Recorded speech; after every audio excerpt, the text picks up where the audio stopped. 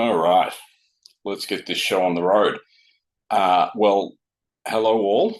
I'm Ken. Um, we've got people on the line.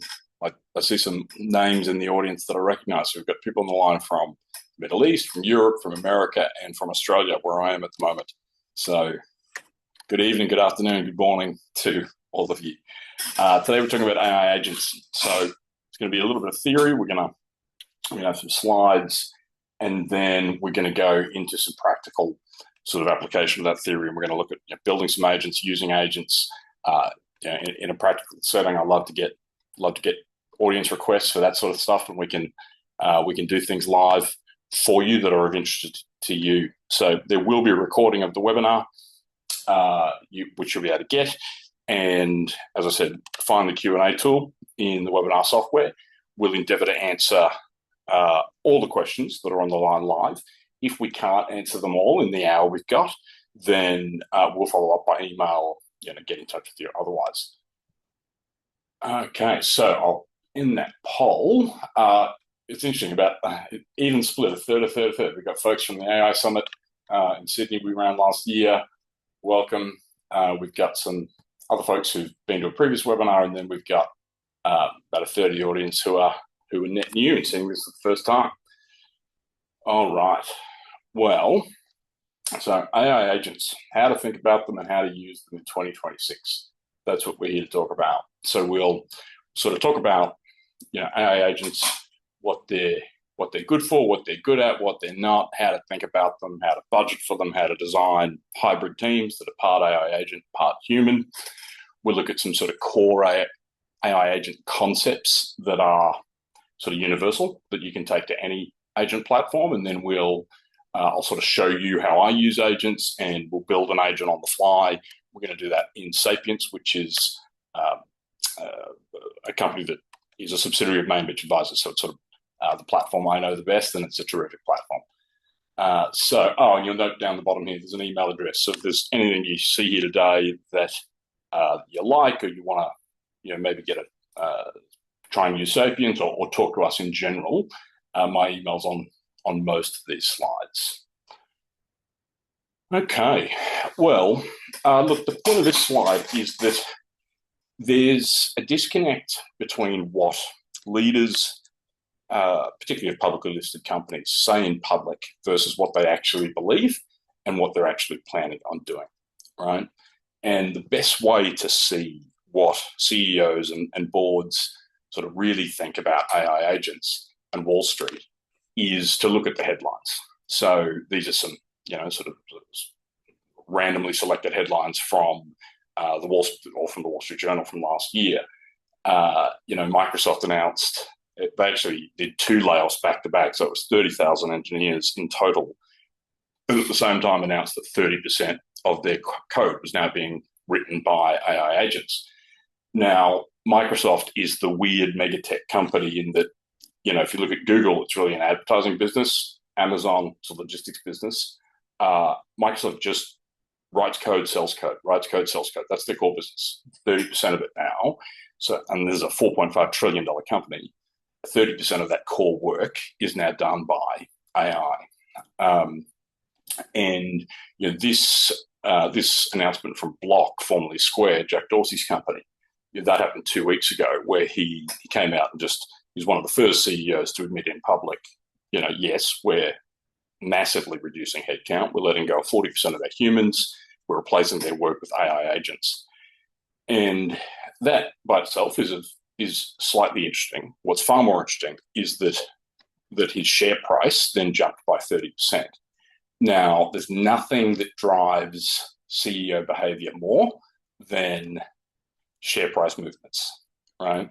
So you can betcha that many, many other CEOs saw that, watched that, saw the market reaction, and will be more open about sort of saying in public what they're in fact doing.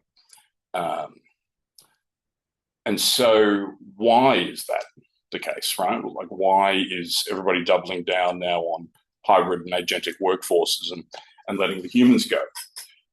This slide, lays out that case, human versus AI agent. And it doesn't matter if you agree with this slide or not. Doesn't matter if you think that the things here are true or not. This is what CEOs believe, and this is what boards believe, and this is what Wall Street believes. And so that's going to drive the behavior from the decision makers at the top that's going to flow through the whole economy. What happens in America comes to Australia 5 years later, and Europe on a slightly different time scale. But if we take your average human, they work theoretically for 40 hours a week. Anybody who's employed a lot of humans knows that that's at very sort of varying levels of productivity and goodness. Maybe you get 5, 6, 7, 8 hours of awesome productivity from a human in a given week. Humans come with drama. They come with words like overtime. They come with complaints. They're prone to errors. They're often a liability. Even at terrific organizations can still have, human workers who become a liability for management, for the company themselves. And probably this last one, great employees are really hard to find and really hard to retain. I had a software business with 200 employees, and I worked so hard to keep my stars, but they would inevitably, move on and go to Google or Microsoft or whatever. Now, if we contrast that to AI agents work 160 hours a week. That's 24 times 7, by the way.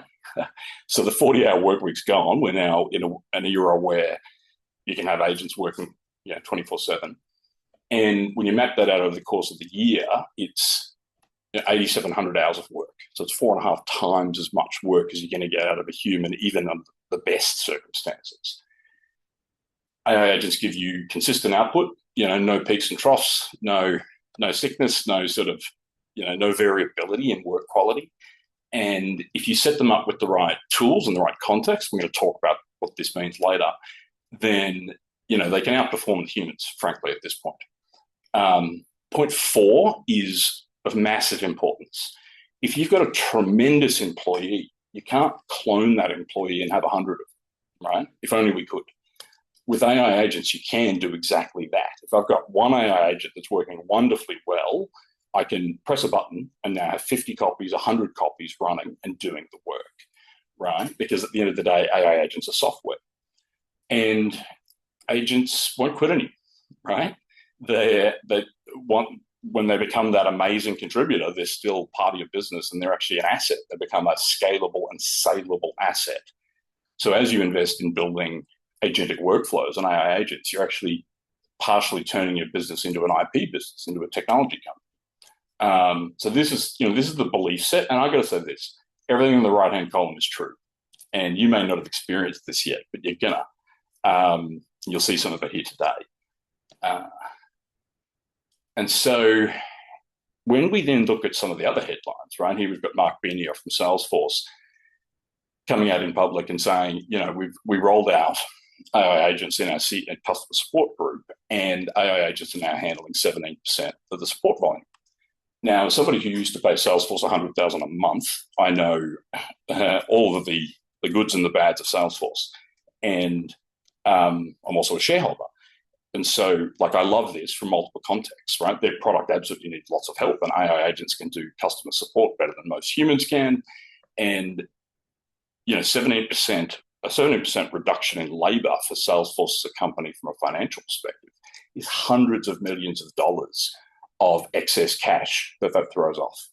And then Mr. Benioff can do one of two things with that. He can drop to the bottom line as additional profit, which is what he's doing, or he could go bigger, scale faster, pursue a bigger mission with that extra sort of bandwidth. And so let's take a step back, right? Because one of the most common questions I get is, what is an agent?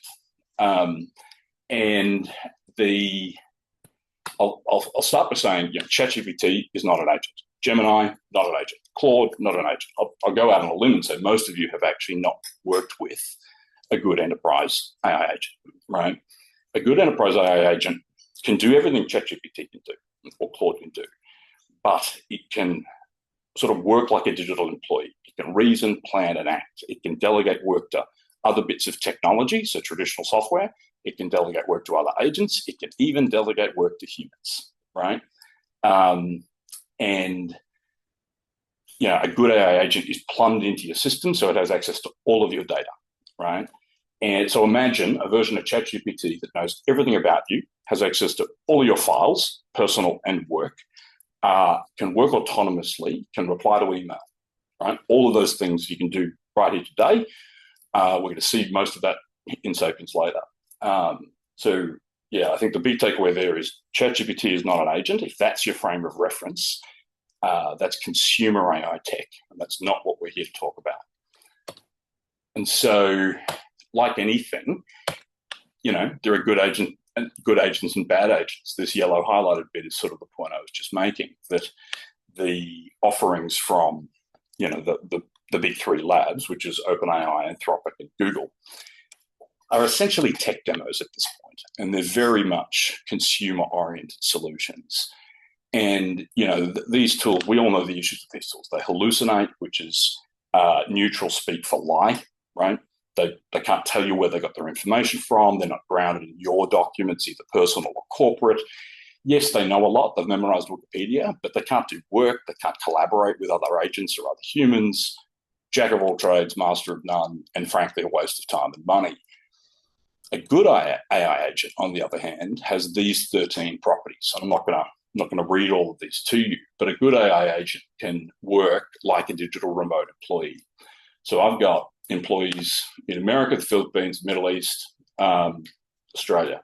When I'm working with, say, Nora, who's on the line right now, I think it's 2 a.m. for Nora, I'll send her an email, or send her a voicemail, I'll send her a WhatsApp message, or send her, I'll chat to her.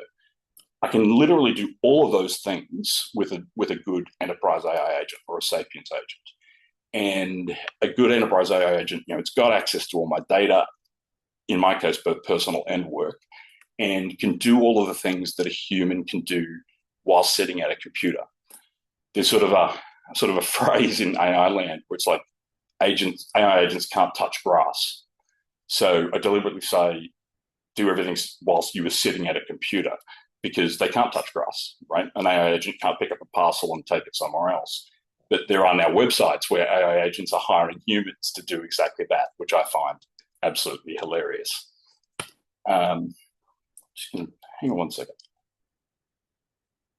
So let's talk about knowledge. Okay, I sort of mentioned knows all of your, has all of your data. And I get pushback on that. People are like, well, what does that mean? These days, there's this thing called needle in a haystack, right? Where AI agents will drift if you try and give them too much information. But a good AI agent can handle about 20 million words, which is about 50,000 pages. Now, if you think of a ream of paper, right? And many of you have met me. I see a bunch of names in the audience that I know. So I'm a big guy, and that's me in the middle there, the skinnier version of me. If you were to stack a pile of paper, 50,000 pages of paper in one stack, it would be more than 3 times higher than me, right? And that's one AI agent. And there's a chap here on the line here today by Russ, and he showed me, he's a CEO, he's using Sapience. He showed me a screenshot the other day where he was in the airport, and he was working with 3 or 4 different AI agents. So, you can have an AI agent that knows everything about your customers, knows everything in your CRM, and is just an amazing customer expert. You can have an AI agent that is a finance expert and has read every financial statement your company's ever produced in the last 5 years, right? And on and on and on. And so that brings me to this point, which is that, like humans, AI agents work better in teams. And so in this sort of example, there was a pretty simple prompt: write me a report on sustainable excellence practices for my business covering customer engagement, innovation, best practices. And in this case, so this is modeled on a real life sort of research report that Sapience wrote. And it produced an amazing 30-page document with footnotes and citations and cross-references. And when we asked the lady that was built for, how long it would have taken her normally to do that, she said it would have been several weeks. But the real answer is she just never would have done it, right? She's too busy. She doesn't have 3 weeks to dedicate to such a thing. And when we looked under the hood, it actually used 6 different agents in a team, right? And so again, this is not ChatGPT or Claude or Gemini. This is enterprise AI at scale is what we're here to talk about. And so, let's now go back to sort of the meta picture, right? So step back and zoom out a little bit. Sundar Pichai, super smart guy, CEO of Google. This quote doesn't make him sound as smart as he is. AI is one of the most important things humanity is working on. It's more profound than, I don't know, electricity or fire. If only he had omitted the I don't know. And, he might be right about that. I'm not sure I totally agree, but we'll come to that. If we instead look at some data, if we look at technologies and how long they took to get to 1 million paying users and then 100 million users, or sorry, not paying in this example, just 1 million users and 100 million users. So streaming video, Netflix here, took a decade, right? Twitter, so short form, blast messaging, took 5 years. ChatGPT, or consumer AI chat, got to 100 million users in 7 days, right? But if we go one step further and look at how long it took to get to 1 billion users, here are 4 massive, sort of technology changes that happened. Personal computers starting at 81, cell phones in the 80s and 90s, the internet 90s and noughties, cloud computing, noughties through till now. And each of these massive changes took 20 years to get to 1 billion users, right? The internet was 30 years from DARPANET to mass civilian use, cell phones from military to civilian, 20 years, and on and on and on. AI took 6 months to get to 1 billion consumer users. And it's not just incremental technology. With cell phones, I could already talk to you if you're in New York and I'm in Sydney. Cell phone made it easy. I could do it in my car or, walk around and have a chat with you. But it didn't fundamentally change the paradigm. AI does fundamentally change the paradigm. So the point I'm making here is we've never seen anything like this in the history of technology. We've never seen anything with the scope of change that AI has brought about, and never seen anything remotely like it in terms of the speed of change. And that is that it's both the scope and the speed that either represents the opportunity and the coolness, or the risk and the terror, right? If you're going to get left behind. And so, I sort of threw a bit of shade on Mr. Pichai's electricity or fire metaphor. My preferred metaphor is that of the motor vehicle, for a few different reasons. And when people think about cars, they don't consider them technology, right? They're just baked into life these days. But when motor vehicles first launched, they were absolutely technology. And they were competing with the horse-drawn carriage, right? So Henry Ford famously said, if I listened to my customers, I'd build a faster horse and buggy. But the reason I like motor vehicles is, yes, today, cars are woven into every part of consumer life, right? We drive our kids to school, we drive to the office, we use them for recreation, etc. But we've got to go back in time. If we go back to 1860, that's actually when the core innovation that the car is built on came to market. It was the first commercial internal combustion engine. And that was a big snooze fest, right? Didn't change the world at all until 1908, when Henry Ford launched the Model T. And that was the consumer aha moment, where there was literally a harness put around a combustion engine, and consumers could see it, understand it, use it, and it changed the world. Fast forward to today, there are $11 trillion worth of vehicles on the roads in North America alone. Oil is one of the most precious commodities on earth. We are fighting a war right now that is heavily about the movement of oil as a commodity. And that's all because of the internal combustion engine and then the vehicles that were created to harness it. But that's the consumer story.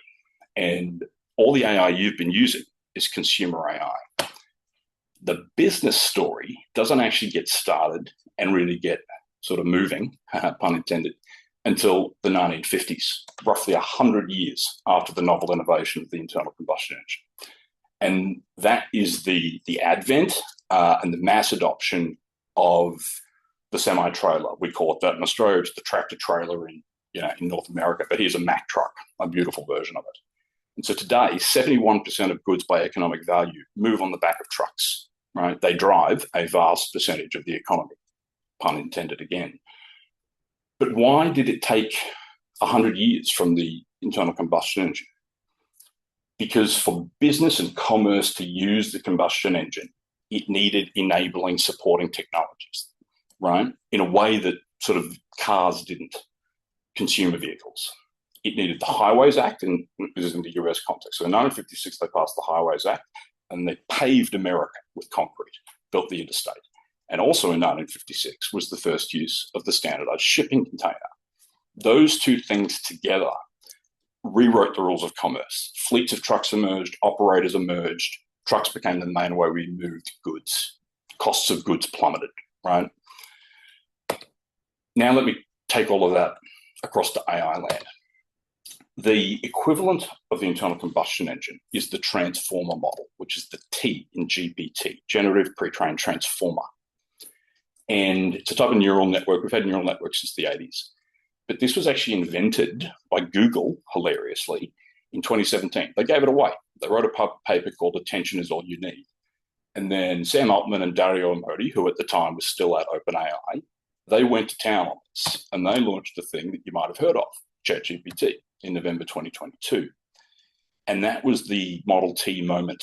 That was the moment where consumers were like, holy cow, this novel innovation, this transformer is incredibly useful. 6 months later, we've got 1 billion users of consumer chat.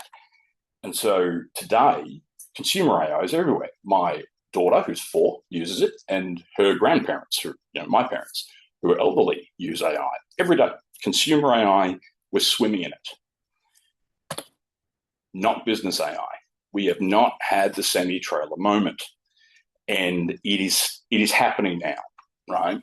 So when I created this slide first, it hadn't yet happened. It was sort of on the immediate horizon. Fast forward to March 26, and it's happening now.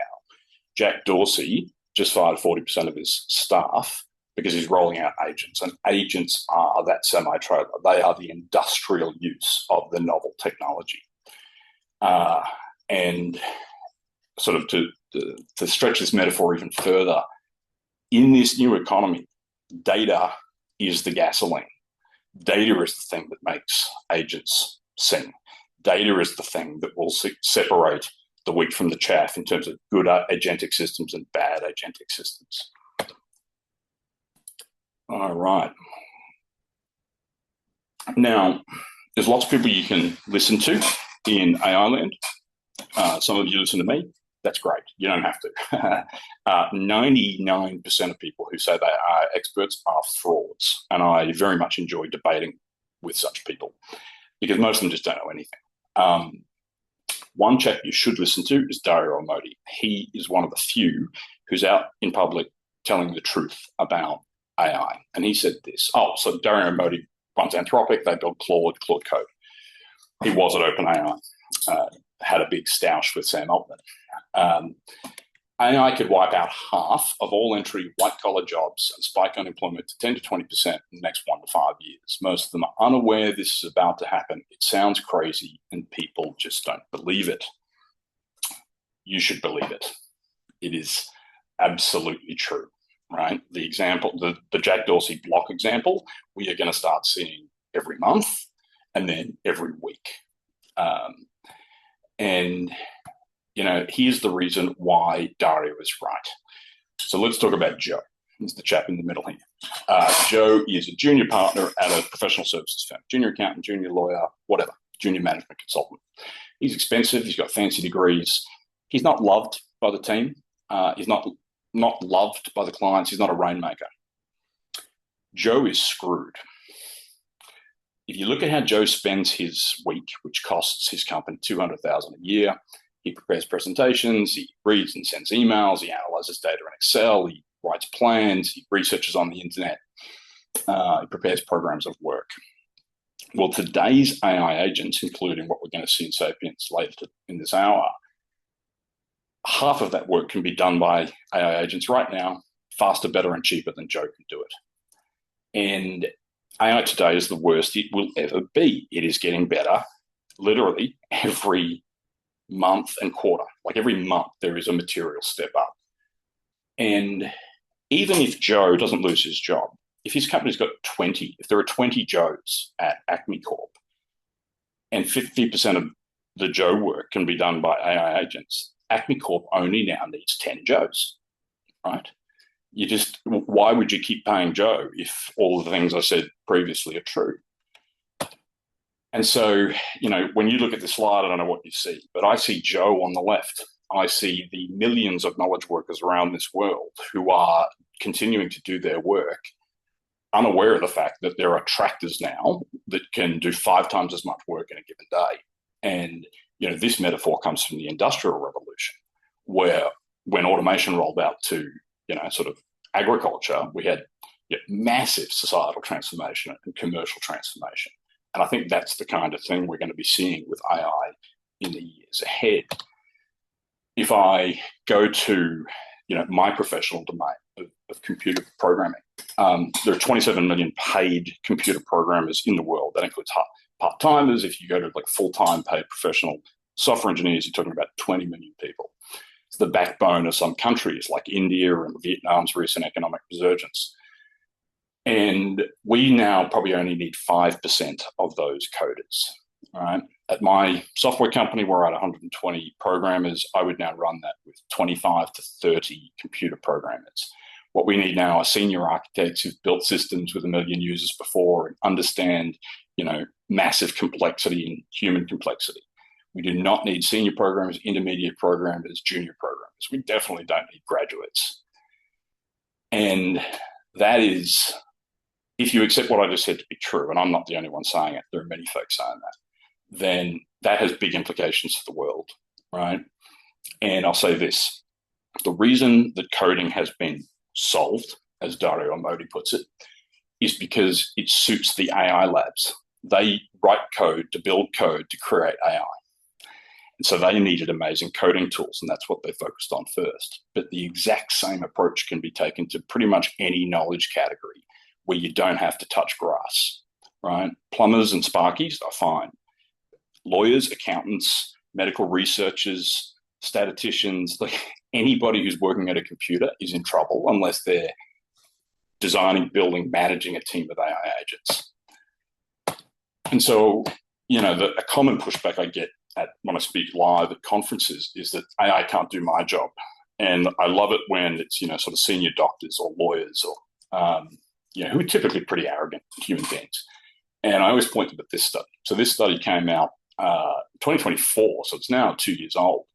And I don't know if you've seen the TV show House, amazing show, Hugh Laurie. And it's about a team of doctors, they're diagnosticians. And in the TV show, it's modeled on Sherlock Holmes. They always crack the case. They always get the diagnosis right for these terribly sick people. But in the real world, that's not true. Right. So the New England Journal of Medicine has this sort of library of 304 very difficult cases, medical cases. And they ran an A/B test, a blue team, red team test, where they had a team of medicos, senior medicos from Johns Hopkins, Harvard, Mayo Clinic, some of the best in America. And the red team was a team of AI agents, 5 AI agents architected in a really good team. And this is vital. We're going to talk more about this later, but architected in a team of agents approach with the exact same data and tools that the humans had. And this was, like I said, 2 years ago. This is old AI tech, but good architecture. And it wasn't even close, right? This was not a case where the AI and the humans were similar and you could squint and tilt your head and make a case, for being equal. The humans got crushed. The AI agents got the diagnosis right 85.5% of the time. The humans got it right 20% of the time. And so I don't know where you would be on this spectrum, but I sure as hell am going to pick, like if I get cancer, I sure as hell would prefer to have the team of AI agents doing my diagnosis, or better yet, a human doctor using such a team of AI agents. And that's where this should go, because not every diagnostician can have a team of, a team like Dr. House did. In fact, almost none can. But every human doctor can have a team of agents supporting them. So this is going to be probably my penultimate slide, but it's a super important one. The spider graphic on the right is, well, let me back up. There are a variety of benchmarks you can look at to determine how good is AI at a thing. And there's a lot of BS out there about artificial general intelligence and the Matrix and Skynet and blah, blah, blah. Who cares? there's a terrific benchmark that measures economically valuable work. It looks at work that knowledge workers do that where they get paid real money for. So we're talking about contract review for lawyers. We're talking about month-end close for accountants. And this new study has come out which shows where agentic AI outperforms humans or is as good as humans, right? So you can see these blue lines. Management, business and finance, computers and math, architecture and engineering, life and social sciences. In all of these categories, agentic systems are now scoring, pretty much on par with elite human practitioners. This is not comparing to a graduate or a mid-level person. This is comparing to the best in the business. But the red is where industry has adopted it. So computers, not surprisingly, is out front, but still less than 40%, right? If we go to, say, legal, adoption is way less, about 20%. Now, I find that amusing. I was once a lawyer. Many of my friends are lawyers. I can absolutely do better legal work than 90% of human lawyers and cost maybe 1% per hour. Instead of $500 per hour, pay $5 per hour, right? But the legal industry moves slow and it's a bit of a geriatric and ossified industry. So adoption hasn't been there yet, but that will change. Consumers will vote with their wallet and the suppliers, in this case, the lawyers, will have to change their behavior to match the consumer spending pattern changes. So we'll watch this graph over time. If you attend another one of these in 6 months, this graph will be different. I'm going to skip through this in the interests of time, but point of this slide is you cannot delegate AI strategy to your CTO or to your nerds. I'm a nerd. I can use that term safely. It is far too important to be delegated to anyone else. This slide is my last slide, I promise, but I'm going to say it. This is the most important slide today. This is the slide that is secret and is only discussed in board meetings, frankly, and I'm sort of, putting it out there, but many in the audience today are CEOs and business leaders. But for those of you who are not, you've got to understand this. If you take a random company, so in this case, I'm going to go back to the company Joe works at, okay? Professional services company. Let's say it's a law firm. And if we were to take everyone on the firm, so in this case, there are 73 employees, and we've taken everybody and we've mapped their costs fully loaded from the CEO at the top, 800,000, down to, sort of junior level minions at the bottom, 25,000. So in this case, they must be offshore. What's interesting about this is that most AI practitioners will tell you to start down here. They'll say, let's roll out AI agents to deal with junior staff work, graduate staff work. And that is absolutely the wrong thing to do. If you go to the middle of the spreadsheet, it is where the value is. It's where the gold is, right? So in this company, there are 20 Joes, 20 mid-level professionals who are pulling down 200K a year. So they're costing us real money. That's $4 million in total. So even though that rank is 27% of the headcount, it's 58% of the costs. And building agentic systems to do what Joe does is not geometrically more difficult than building it for junior staff. In some domains, it's easier to build for the mid-level ranks than junior staff. Junior staff definitionally are doing all sorts of odd jobs. The middle ranks are where there are big repeatable chunks of work that are being done every week and can be agentified. And also remember this, we don't have to, the haters are always going to say, and these are generally scared executives who want to snipe, from the corners. And they'll say, oh, I can't do this. It's like, I don't care. I've still got 4 Joes left. I only fired 16 Joes. I kept 4 Joes. Those 4 Joes will do the 10% or 15% that the AI agents can't do, right? And so this is the math. This is the calculus that's happening in every boardroom, in every sort of CEO and CFO conversation about human resource planning into the future. And note the box at the top, if cost cutting is your goal. So if you're in any way sort of exposed to the private equity industry, where I worked for quite a while, then cost cutting is always the goal. But there are some businesses, government institutions, not-for-profits, etc., where cost-cutting is not necessarily the goal. But if cost-cutting is the goal and profitability is the objective, then AI represents just a phenomenal lever. You can usually improve customer outcomes and slash costs dramatically, which is why Jack Dorsey at Block just laid off 40% of his people. All right, so that's done with slides, and I went a bit over there. I apologize, but I'm going to move into Sapience right now. If you've got any questions, please put them in. I don't see any questions on the Q&A, but I'm now going to fire up my browser, and we're going to go and look at some AI stuff in Sapience. So I will share this. Okay, hopefully that's cut across. Great. All right, so the first thing I'm going to do is I'm actually just going to go to the Sapience website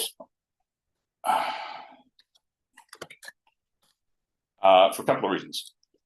The first and foremost one is that Sapience wrote this. It not only wrote the copy, but it wrote the code to display it.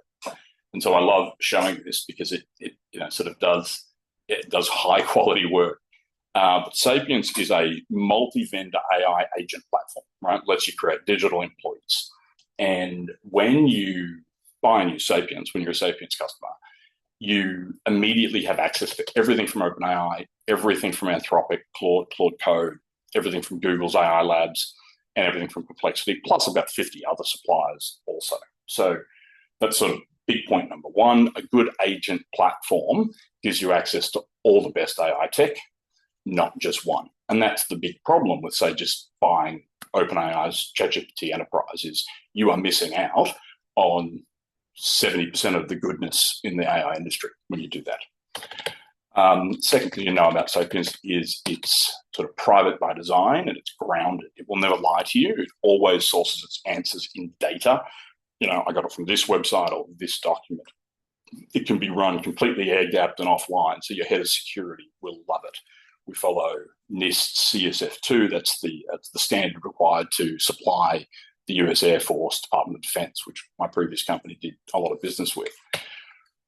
Sapience and other good agent platforms allow you to set up AI agents that work autonomously, that literally work while you sleep. My morning routine is to wake up, make a coffee, sit at my desk and review all of the work that was done while I was sleeping. With good agent platforms, you get a bunch of pre-built agents. So we're going to see this in action in a second. But with Sapience, you sort of get a designer, you get a data analyst, you get a deep researcher, and then there's an agent store where you can browse and install many, many, many different agents. All right, so let's actually go over to the app. So Sapience is built around these sort of core building blocks, right? So agents, so what we're here to talk about today. It's also got Notes, which is its word processor. So it can do spreadsheets and you can write with your voice, you can dictate. So think of it as sort of a replacement of the Google Office suite or Word and Excel. Files, Sapience replaces Dropbox, G Drive, OneDrive, whatever your legacy file storage system is. Sapience does it with sort of AI first. You can chat with any file. It's indexed semantically, which means you can search all your files by meaning, not keyword. So I can say, IP litigation case notes infrascale, and it'll search my 20,000 files and find that stuff, right, from a lawsuit I was involved in 14 years ago. And then projects, which is sort of a project management service that humans will actually use, but it's also purpose-built to allow humans and agents to work together. Now, I saw earlier that we had some people from LSC on the line. So if there's anyone from LSC on the line, please write a question about some of the stuff I'm going to show. So for the rest of you, LSC is a big Australian company, just celebrated their 100-year anniversary. CEO's David, great guy. That's sort of been a cornerstone of the Australian security industry. Literally started as like a key cutting business in the Victorian markets in Melbourne 100 years ago. But I thought it would be cool to show what Sapience can do in the context of LSC. So I fired up a project. And by the way, I did this 10 minutes before the webinar. So if there's some rough edges, apologies, but it shows you what you can do in 10 minutes. So this is Sapience project. And what I did was I created a task. Now, this is task management software, right? As a human, I can add a task, I could add with AI, but I can put in a goal, I can assign it to other humans, give it a status, and it's got some nice project management surfaces for humans. There's an Eisenhower matrix, if you like Eisenhower's method, to the Stephen Covey fans. There's Kanban boards, obviously there's a calendar and others. But what's super cool about this is that I assigned this task not to another human, which I could have done. I assigned it to an agent, and I let it work. So I told it to, sort of consult the research, look at the newsletters, from that build me some slides, and build me a web page. And so the data, the context I gave this agent were 2 newsletters from the LSC website that I downloaded in, it took me a couple of minutes. And let's see what it's got. The first thing I'm going to look at is the research about David himself. Now, I know David, so I had a gander at this, and I was like, yeah, okay, it's not bad. So, here's David's person profile, been there many years, da-da-da. Here's the LSC company profile. Yeah. Business overview. Okay, interesting. Now, it did that in about a minute, right? Would have taken me at least an hour to go and do that on the internet. Then I asked it to do more about LSC itself.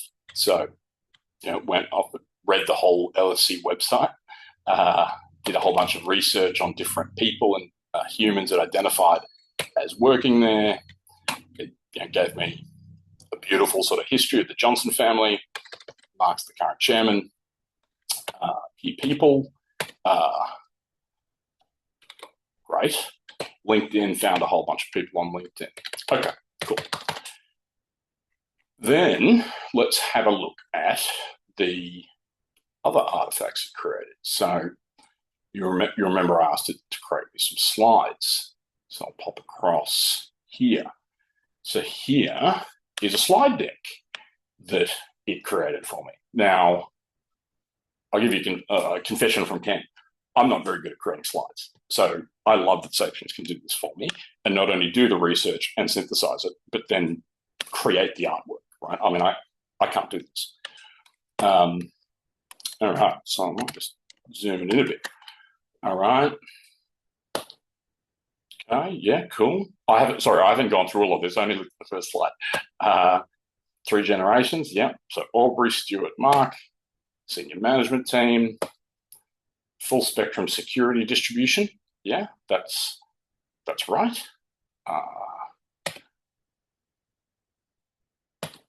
Competitive context, that's pretty interesting. Key observations for my company. Oh, this is great. So it's now telling me, Ken of Mainreach Advisors, what I might want to know, about LSC. And then here are the sources. Here's where it got it. It found its ABN, so it went off to the Aussie government. So that's just just sort of a very quick and fast example of the sort of work that Sapience can do in 10 minutes, right? I started that 10 minutes before this show went live. So if we step back and look at that, how would I have done that in the past?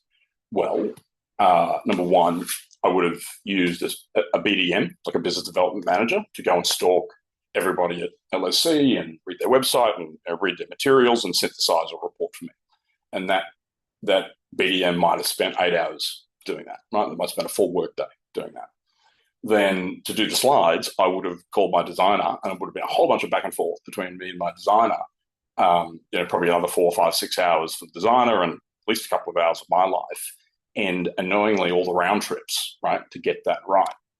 And then I would have read all the material and synthesized it too. So maybe 25 hours of work done by a very expensive professional, Ken, and some less expensive professionals, designer and BDM, compressed into 10 minutes. And maybe that cost me $4, right, in running costs. So that's sort of just a practical, tactical example of what you can use AI agents for. Let's have a look at some other things. I asked a different AI agent, stock market analyst agent, to pull Apple's trading data and build a candlestick graph for me. Now, I pay for all sorts of tools, in my sort of private investment life. And I got a tool that, it's timed out on this one. I've got a tool that creates, hang on, let's do it again. Regenerate the candle. That will give me candlestick graphics. But this agent can create those on the fly. And while that's working, let me actually show you how agents work in this system. So when you're dealing with Sapience, as I said earlier, a lot of the things I'm going to show today, I'm showing you them in Sapience, but you can generalize to other categories of tool. I think Sapience is the best, but of course, I think that. Here I am, and before I chat with anything, I've got to select an agent. And this is very different to ChatGPT, where I just get a search box, right? So I just type in your question. And I think, first, I just think that's really dumb, right? They're trying to dumb down AI, and that's not what senior executives and professionals need. What we need is task-specific AI agents that I work with just like I would my human team. On my team, I got a guy for design. I got a gal for calling customers in the Middle East. I got a gal for helping customers with these sorts of issues. So, that's how we as leaders are used to working, and your AI tool should be no different. If you like ChatGPT for some unknown reason, you could install it. The whole of ChatGPT is just that little box there, right? But in here, I've got a legal research agent. There's a medical research agent. There's a ISO 9001 agent, Six Sigma agent, the EFQM model agent, the sales agent. So this is the BDM rather, that did a bunch of the research on LSC and on David. So remember earlier I said, so there's two things relevant here. Earlier I was talking about treating AI agents or thinking about AI agents as digital employees. Well, in Sapience, it's really easy because we organize it by department and capability, right?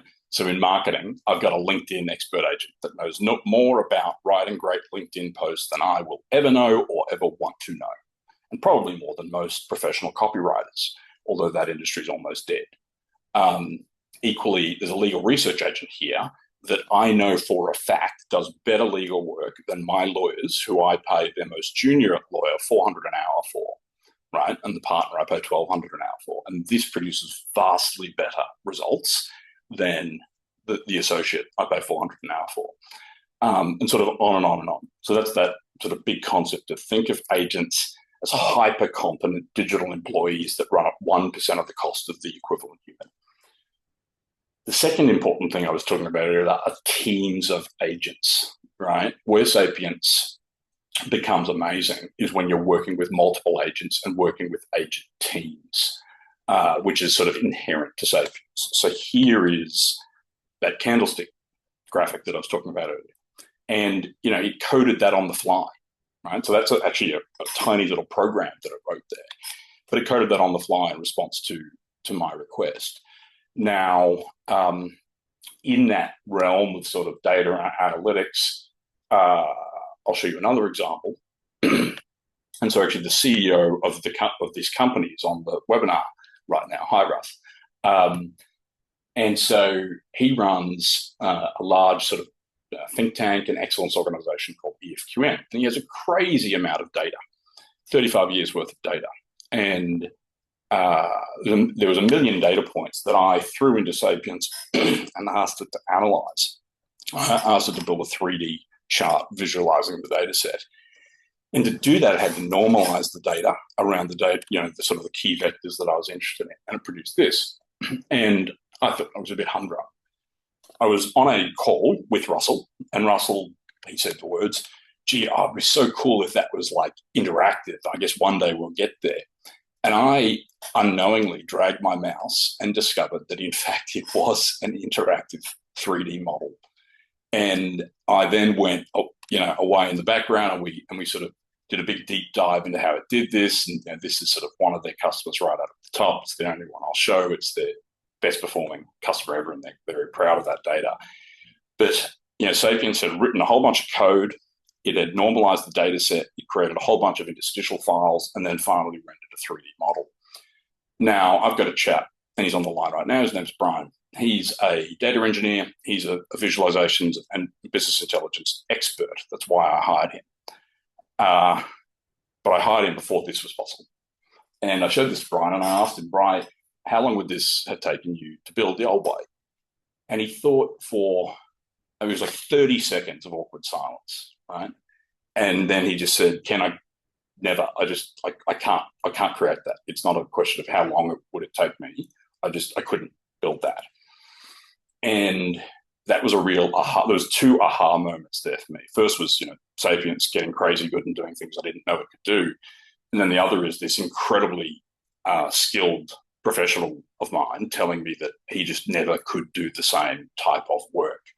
Now, lots of CEOs would then fire Brian. My attitude is, well, Brian driving this tool is going to be able to do epically exciting work, and he is now doing that, right? So the agent that does this now has the nickname Brian, but it's the data analyst agent in Sapience. But I think that's a good vignette for both the capabilities of the technology, real-life case studies from two humans who are listening right now, and then the decision point that executives have to make, right, is if we can automate 50, 60, 70% of Joe's work, how many Joes do we want to keep? We might want to keep all the Joes and service 3 times as many customers. Or we might want to get rid of a whole bunch of Joes and redeploy that cash into different and more exciting initiatives. So I'll just show you a couple of other things. Oh, that's LSC. We looked at that. I like mind maps. Sapience can build mind maps for you on the fly, which is, to me, an amazing way of synthesizing huge amounts of sort of data and visualizing them. So Russell's actually just put a comment in the Q&A. Everyone, we're starting to run low on time, so if you do have questions, please put them in there. So Russ has said, thanks for the shout out, but don't forget to mention everything you've done in Sapience can be done in multiple languages on the fly. This is a great point. So in Russell's business, he's got customers in the Middle East where they speak Arabic and English, in China where they speak Chinese, in Japan where obviously they speak Japanese and English, and then all throughout Europe where there are 5, 6 languages being spoken in major economies. And so our nightmare in his business was always paying professionals to translate content from A to B. Sapience just does that in its sleep, right? So in agent land, let me go to the LSC example. I'm just going to say, can you give me a short summary of LSC in Chinese, German, and French? Let's see what it comes up with. And so in Russell's business, all of a sudden he can now read the emails that Germans are sending to him and understand them. He can now create his own content and have it spit out in Arabic, where half of his revenue comes from Middle Eastern sort of countries. Right? So sort of the language adaptability of Sapience has been a game changer for him. So here's a summary of LSC in Chinese. Here it is in German, and here it is in French. But I want to generalize from Russell's comment. It's not just about like literal translation from language A to language B. What Sapience is great at doing is synthesizing data, in this case, facts about LSC, and outputting it in the appropriate format, in this case, a translation. But that could be building slides for the board of directors about our last month's or quarter's financials. That could be analyzing the legislation to advise a CEO on how they can fire an employee without there being a risk of blowback or regulatory burden. It could be analysing the tax code of the Middle East and Australia and how they interplay. So when you're setting up a corporate structure, it's as tax efficient as possible. Great data coupled with sort of all the tools and context leads to agentic systems that outperform the doctors, right? Going back to my team of agents example. And that's what Sapience does. It has about 200 tools. We've seen it today using many. It grabs stock information from one database, grabbed person information from another database. It plumbed into LinkedIn. We pay probably $10,000 a month for all the different data feeds that go into Sapience to create this sort of, in some ways, it's like Sapience is a factory with a bunch of digital workers in it. In other ways, Sapience is a factory that manufactures new digital workers, right? So I can create agents on the fly. We're running low on time, but I can come in here and I can build a new agent, right? I could say I want Opus 4.6. I could make this the LSC expert agent, and I could, it takes about 5 minutes, so we're out of time, but I could build, say, an agent to put on LSC's website in approximately 5 minutes, right? Okay, so let's look at the queue. So we don't have many questions on the line. I hope it's been an informative session. We do have one question here. Can you take your ChatGPT history and give it to Sapience so the history and learnings are not lost? Absolutely, Scott. Yeah. So in ChatGPT and in most consumer AI tools, you can export your transcripts, and you could just dump those into a Sapience project. That would probably be the easiest way to do it. And a question here from Jason. With the use of AI in finance, ideally, it should be error-free. How to ensure that AI agents do not hallucinate when doing financial modeling? Great question. Wrong question. The question is, how many of my analysts can I get rid of and just retain, I've got Y analysts. I'm going to get rid of X. Sorry, I have X analysts, 10. I'm going to fire Y analysts, 8. I'm going to keep 2 analysts, and their job is just to check the work of the agents, right? I think it's silly to snipe at AI systems and say, oh, it made a mistake. Guess what? Humans make mistakes all the freaking time. I have hired and fired. I've hired thousands of employees. I've fired hundreds of employees. And I assure you, humans make more mistakes than AI agents do. But if you've hired somebody and they're new to your company, they're super senior, they're super experienced, but they're new to your company, you still check their work for a while, right? And so AI agents are the same. When you first roll out agentic systems, you absolutely have to check the quality of the work and then feed where there are issues, feed that data back into the system so it gets smarter. But what's amazing about AI agents is you only have to tell them once. If they made a mistake once and you then update their rules, they'll never make that mistake again. And that's just something you could never, ever say about humans. There's a question here from Scott. If I created an AI agent as a product manager assistant for LSC to answer questions from our sales team, how can I make that available to all?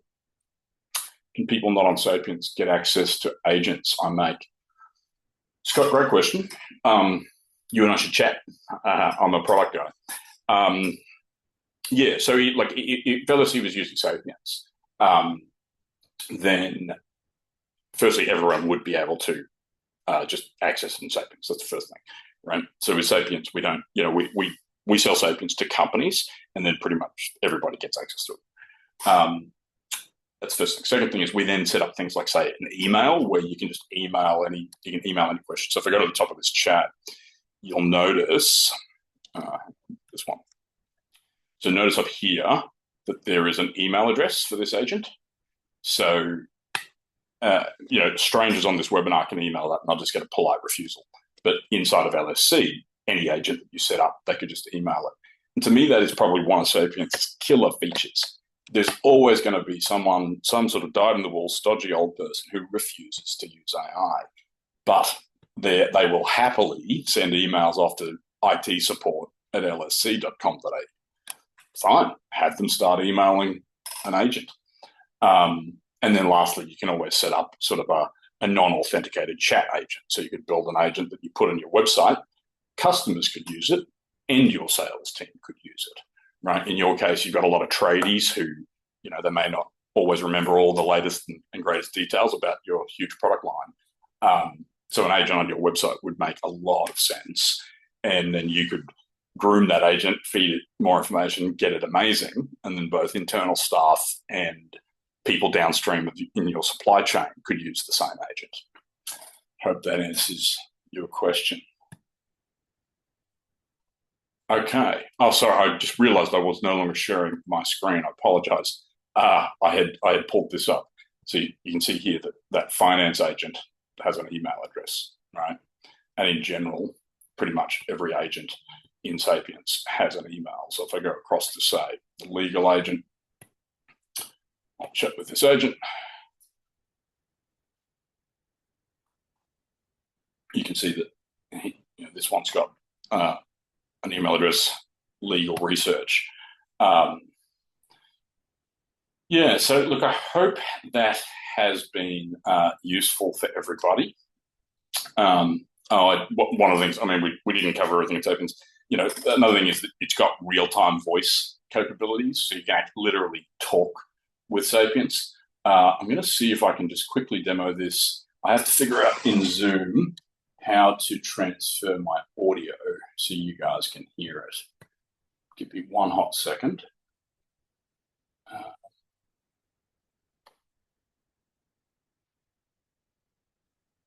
Well, you'll all have to tell me if you can hear this. If someone on my team can just let me know quickly if you can hear the Sapience side of this, otherwise I'll give up.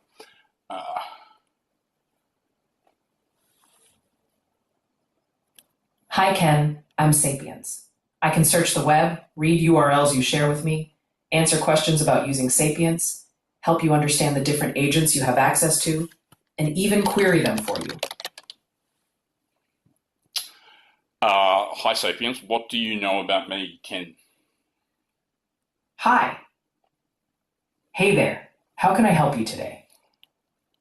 Hang on. My microphone's probably not working. Sapience, can you hear me? Yes, I can hear you loud and clear. Terrific. Your microphone seems to be working fine. What do you know about me? What information do you have? All I know right now is your name, Ken. Okay. Apart from that, I don't have any other personal details. If you'd like to share more, feel free. Can you tell me about Locksmith Supply Company, website lsc.com.au? Sure. Let me take a look at that website for you.